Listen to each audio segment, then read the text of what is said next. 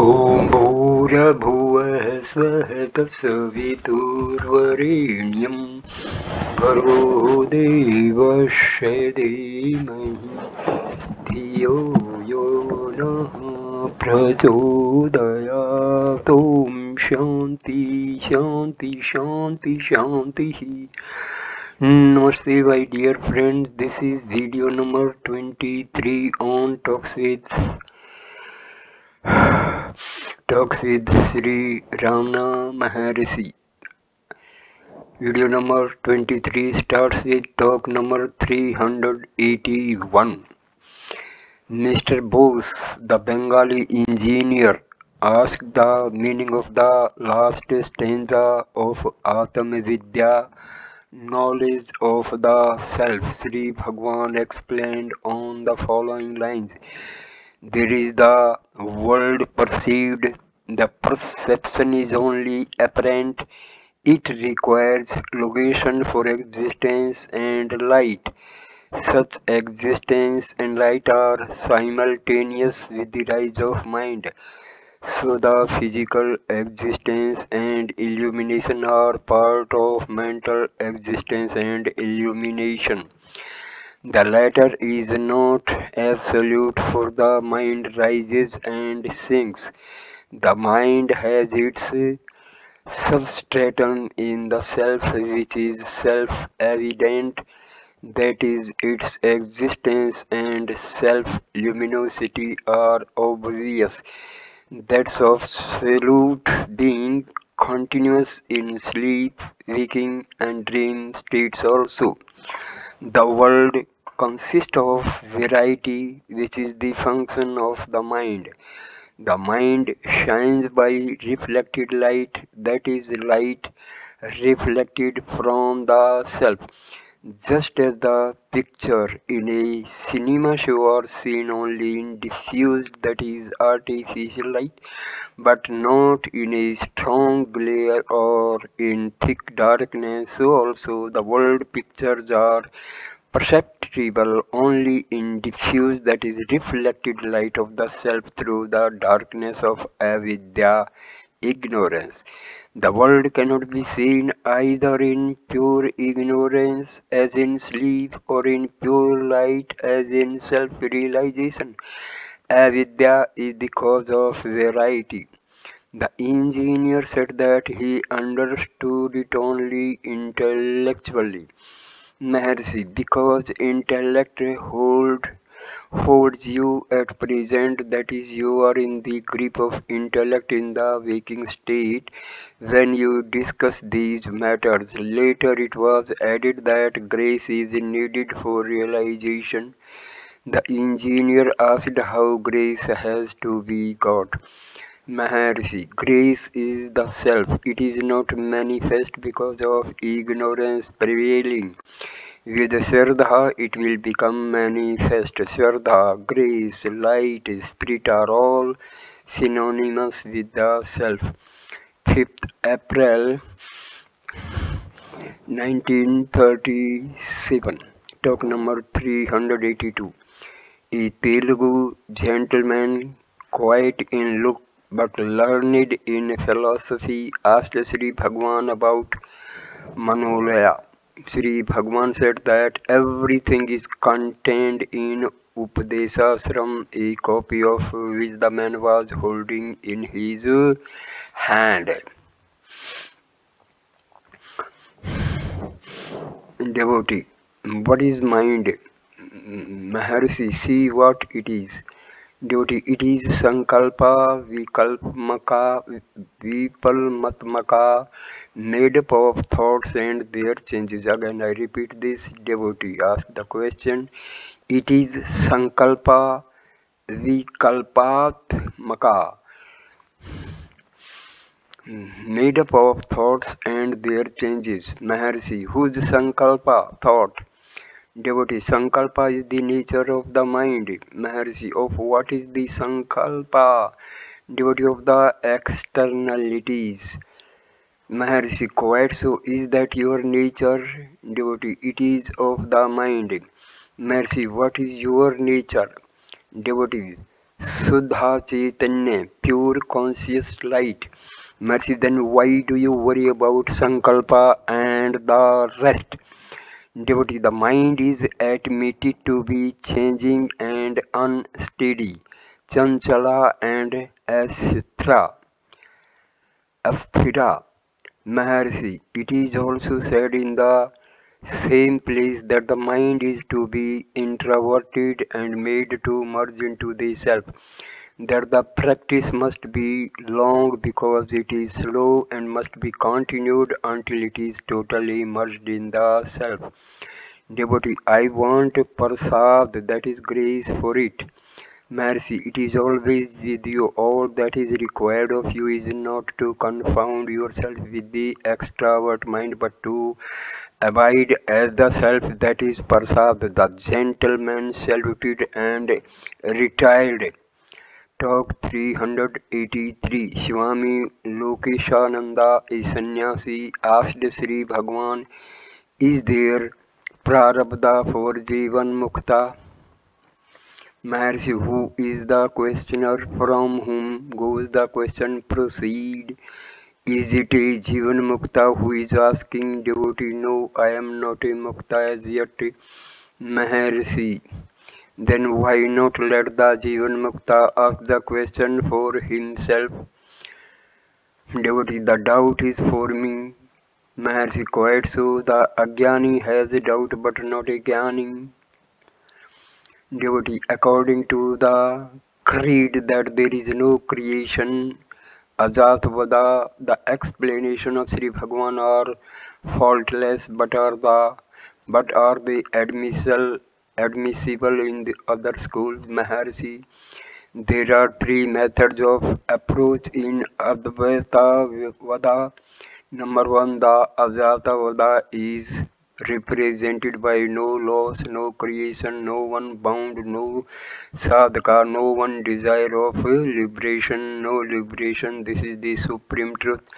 Mandukya Karika, chapter 2, stanza 32. According to this, there is only one and it admits of no discussion. Second, Drishti Srishti Vada is illustrated thus. Simultaneous creation. There are two friends sleeping side by side. One of them dreams that he goes to Banaras with his friend and returns. He tells his friend that both of them have been in Banaras. The other denies it. That statement is true from the standpoint of one and the denial from that of the other. Srishti Drishti Vada is a plain gradual creation and knowledge of it. Karma is posited as past karma, etc. Prarabdha, Agami and Sanchita. There must be Kartritva, doership, and Karta, doer for it. Karma action cannot be for the body because it is insentient. It is only so long as the Atma Buddhi, I am the body idea last after transcending the Atma Buddhi, one becomes a jnani. In the absence of that idea, buddhi, there cannot be either kartritva or karta. So a jnani has no karma. That is his experience. Otherwise, he is not a jnani. However, an ajnani identifies the jnani with his body, which the jnani does not do. So the ajnani finds the jnani acting because his body is active, and therefore he asks if the jnani is not affected by prarabdha. The scriptures say that jnana is the fire which burns away all karma. Sarva Karmani. Sarva all is interpreted in two ways. Number one, to include Prarabdha. Number two, to exclude it. In the first way, if a man with three wives dies, it is asked, can two of them be called widows and the third not? All are widows. So, it is with Prarabdha, Agami and Sanchita. When there is no Karta, none of them can hold out any longer. The second explanation is, however, given only to satisfy the inquirer. It is said that all karma is burnt away, leaving prarabdha alone. The body is said to continue in the functions for which it has taken its birth.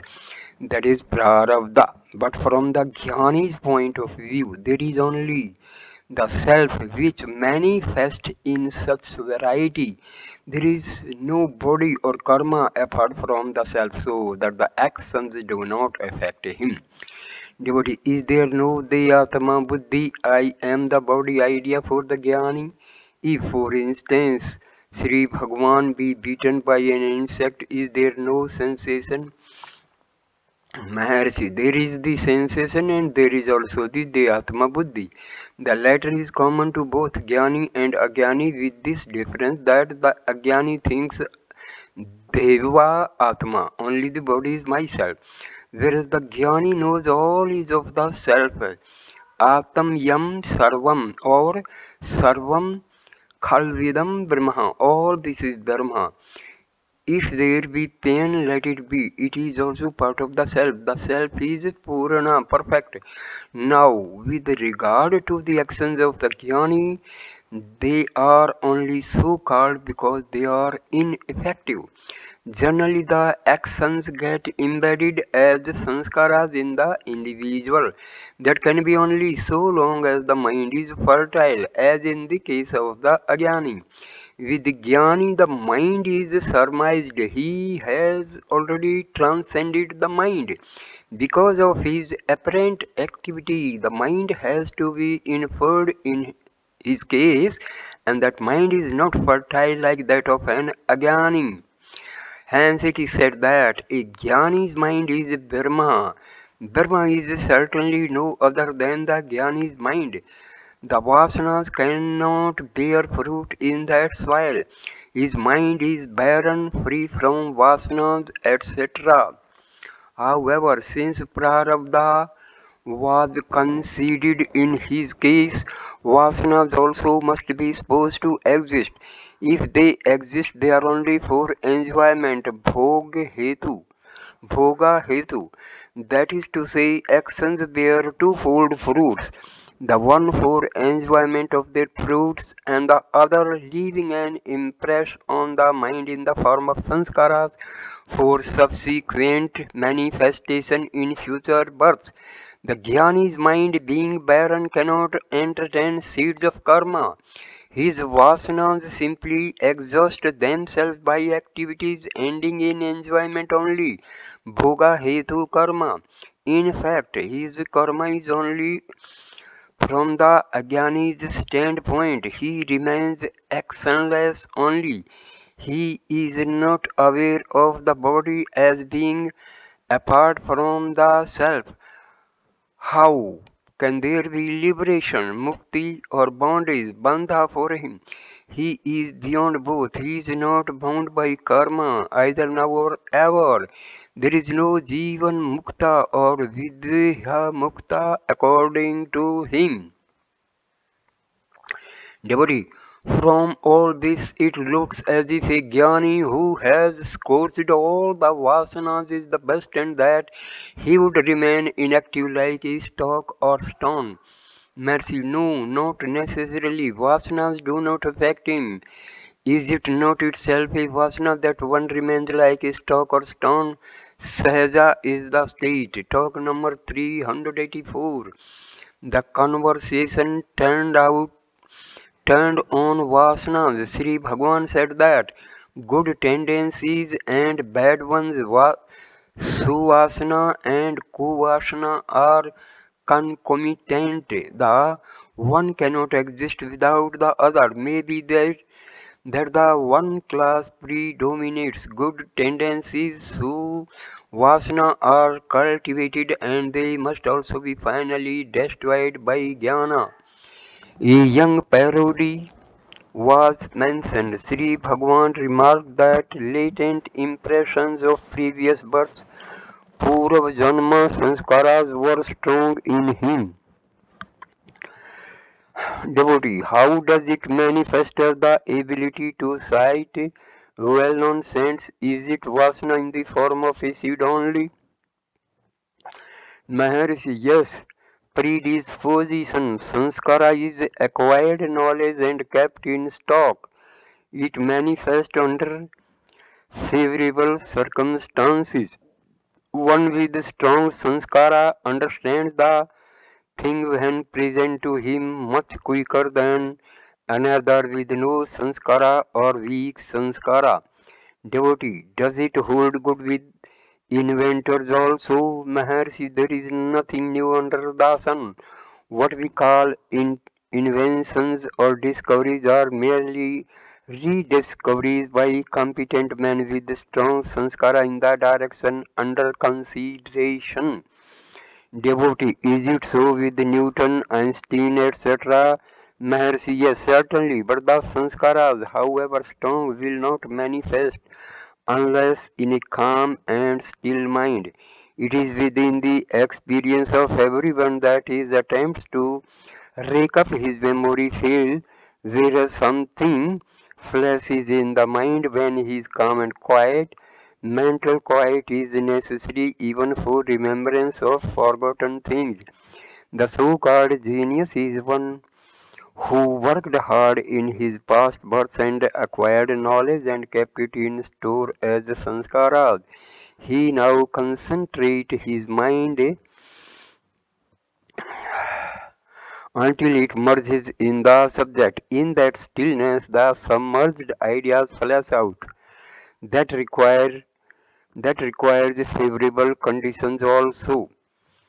6th April 1937, talk number 385. Mr.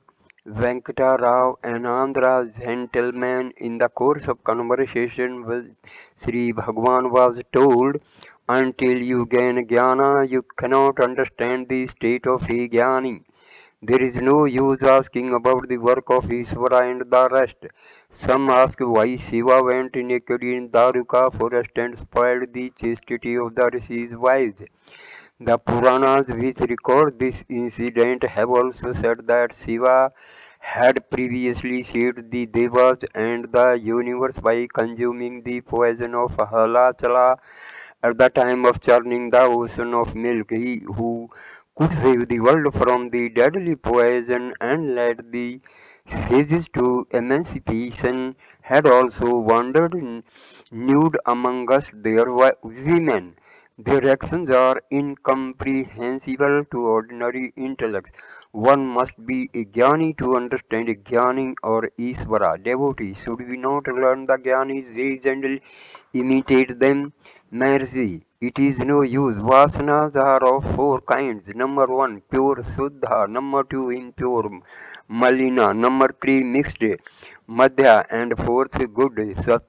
According as the Gyanis are the supreme Virishta, the best Varya, better Vara, and good with. Their fruits are reaped in three ways. Number one, of our own will, Swecha, and by others' will, Precha, and involuntarily, Anicca. There have been Jnanis like Gautama, Vyasa, Sukha, and Janaka. Devotee, was Vyasa also Jnani? Maharshi, yes, certainly. Devotee, why then did the Bathi angels don clothes when he appeared before them, but not when Sukha passed? Mercy, that same Vyasa sent Sukha to Janaka for instruction. Sukha was tested by Janaka and finally he returned convinced of Vyasa's greatness. Devotee, is Jnana the same as Arudha? Maharshi, so it is. Devotee, what is the relation between bhakti and jnana? Maharshi, eternal, unbroken, natural state is jnana. Does it not imply love of self? Is it not bhakti? Devotee, idol worship does not seem good. They worship the formless God in Islam. Maharshi, what is their conception of God? Devotee, as immanence, etc. Maharshi, is it Is not God even then endowed with attributes? Form is only one kind of attribute. One cannot worship God without some notions. Any bhamana premises a God with attributes saguna. Moreover, where is the use of discussing the form of formlessness of God? Find out if you have form, you can then understand God. Devotee, I admit I have no form. Maharshi, all right, you have no form in sleep, but in the waking state you identify yourself with a form. See which is your real state. That is understood to be without form on investigation. If you know yourself to be formless by your jnana, should you not concede the same amount of jnana to God and understand Him to be formless? Devotee, but there is the world for God. Maharshi, how does the world appear? How are we? Knowing this, you know God. You will know if He is Shiva or Vishnu or any other all put together. Devotee, is Vaikuntha in Parampada, that is the transcendent self? Mercy, where is Parampada or Vaikuntha unless in you? Devotee, Vaikuntha, etc. appear involuntarily. Maharshi, does this world appear voluntarily? The questioner returned no answer. Maharshi, the self-evident I, ignoring the self, goes about seeking to know the non-self. How absurd! Devotee, this is Sankhya Yoga. Being the culmination of all kinds of other yogas, how can it be understood to start with? Is not bhakti antecedent to it? Maharshi, has not Sri Krishna started with Gita with Sankhya? Devotee, yes, I understand it now. So I end this video here. Next video number 23 will start with talk number 386. Thank you for watching this video. Please like, comment and share the video and subscribe the channel. Thanks a lot. Namaskar मेरे प्यारे दोस्तों, my dear friends.